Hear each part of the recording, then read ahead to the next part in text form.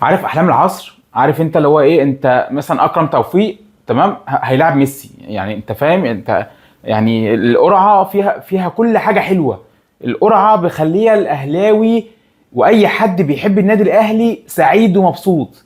قالوا عن الاهلي في اكبر حدث رياضي في العالم للانديه، بطل افريقيا ونادي القرن، وفاز في بطولة الانتر كونتيننتال. سجل يا تاريخ الاهلي يا سادة اعظم نادي في الكون في اعظم بطولة في الكون. ايه الجمال والحلاوة دي! وشفت ما قالوا اسم الاهلي يعني سقفوا، وكمان استوقفوا القرعة بعد ما جابوا اسم الاهلي وراحوا سألوا لاعب مغربي عشان يقول رأيه ايه عن النادي الاهلي. يا جماعة النادي الاهلي ده نادي عظيم. لو مصر حلوة، مصر حلوة بالنادي الأهلي. النادي الأهلي مشرف مصر كلها. النادي الأهلي مشرف ومنور مصر كلها. حاجة كده بصوا جميلة.